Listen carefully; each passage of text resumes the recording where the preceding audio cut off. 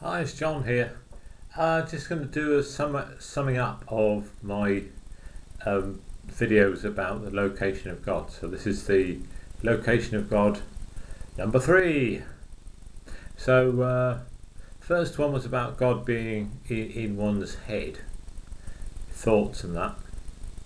And the second one was bringing it round to sort of more of religions and holy books, the Bible, and could be the Quran or any holy book, and the writing of the holy books and how God guided the hand of the book writers. And in a way that gives us a hint of what I think is happening. So we're moving away from what one might call a search for God, say like in a deep meditation, and religions sort of moving towards the sort of study of religion. So an awful lot of Christianity is, or study of Christianity is about study of the history of Christianity, the history of liturgy. You know, where do we get the services from, and the hymns and all that. So it's moved away from the search for God to the following of a religion. And then you get all that goes with religion, don't you? Priests and buildings, fundraisings and socials. But of course, those things like socials, the gathering together, the Bible says somewhere, doesn't it? Do not forsake the gathering of yourselves together. And there is a point that you could say that the presence of God is there when people gather together, or when there are people who of a like mind. But with all these events that churches and religions have, there's a danger that the actual search for God ceases. So if we take someone who genuinely asks what Christianity has to offer, and really wants to follow the teachings of Jesus, it's not going to be easy by just going to church every week, because I suppose in a way people who go to church have moved on from the search for God. They sort of almost take that part of things for granted. And then you go into study, and so much of the writings are written from a particular perspective. And even if we take the Gospels, they're written from a particular perspective. And the letters of St. Paul and all those, and then certainly any commentaries will be written from a perspective of a particular denomination, either evangelical or liberal, Christian. So if one really wants to know what Jesus actually said and was about, it's very difficult to find out because the editors have been so hard at work at things.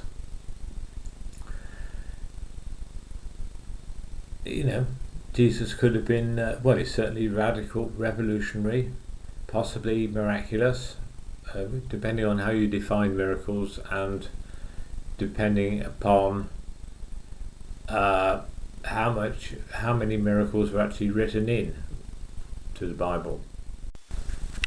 I don't want to rubbish church as in the quest for God, because many of the things that go on in church may be attributes practiced by Jesus, as I say, meeting together, supporting one another in every way. And there are some absolutely wonderful religious people, that cannot be denied. and I mean, this may sound bland, but there are some wonderful people in the church. You know, perhaps even church people are better than those who don't go to church.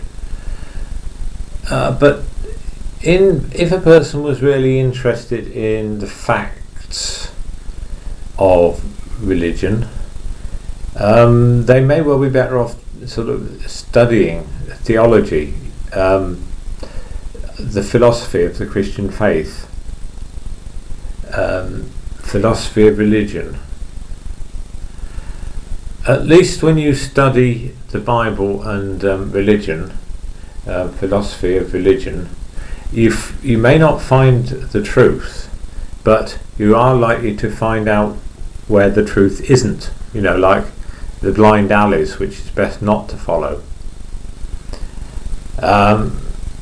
But even with an amount of study of religion, it would be strange to study religion without actually practicing. Paul Tillich, he went through a period of not going to church. He was writing all this religious stuff, but he didn't go to church. And I think one of his friends suggested he ought to go, really. Yeah. And he did start going. I don't know quite whether he enjoyed it or not. So, as I hinted before, if you locate God in meditation, follow that. If you locate God in the church, follow that. If you locate God in study, follow that. Or if you locate God, I mean, everybody's different, aren't they? In art or music, listening to music, making music, that's okay. You know, everybody's different. And okay, maybe God is omnipresent. God is in all things everywhere. But different people might see or locate God in different ways, in different things.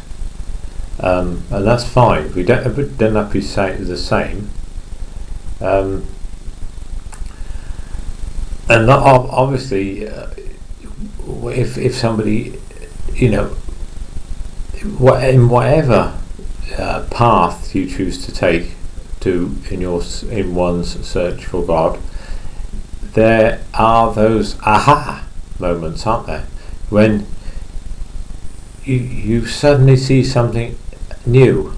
You know, you see something in a way that you didn't see it before, and you're always going to be referring to when you see this particular thing again, and that's fantastic.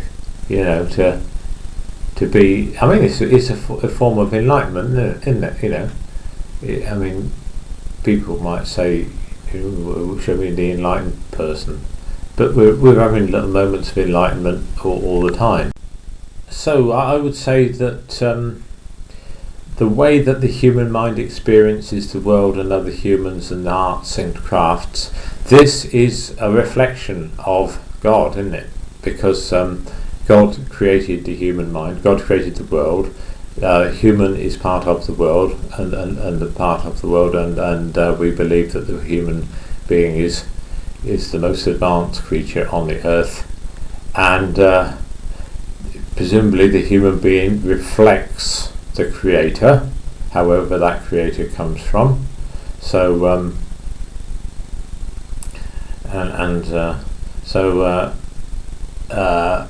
what goes on in the mind, we're coming back now to the mind, seeing God in thoughts and subconscious and all that, is actually not probably, but I would say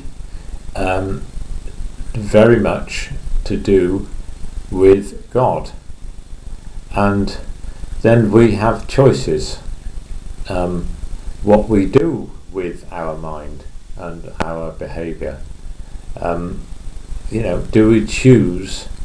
I choose life, it says somewhere in the Bible, doesn't it? I choose life. Do we choose life, or do we say, no, it's not fair, life's not fair, I'm not getting a good deal, I reject life, it's just rubbish. Well, I don't know why Kurt Cobain blew his head off. Was it to see what it felt like? You know, I mean, he was a very talented man, wasn't he? But maybe I don't know what whether his attraction was his anger, but he didn't choose life, you know. So I'd say God is located in that choice, and the path that the location of God is in the path which chooses positiveness, right? I've got right down to it now. And when I've been thinking about this, obviously quite a lot, and then I thought, this is the Old Testament book of Job, isn't it? You know, and that probably is the main religious book, the book of Job, where God and the devil, you know, we're not thinking of a literal God or a literal devil,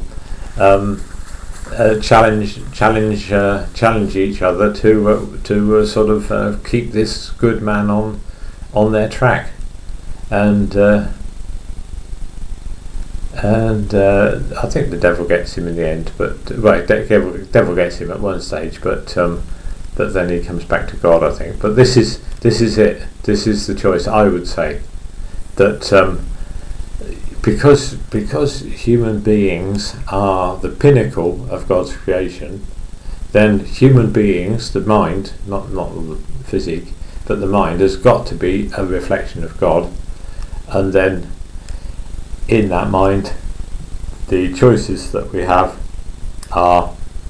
that's where God is located. Got it? I hope you've got through all this lot. Right, bye.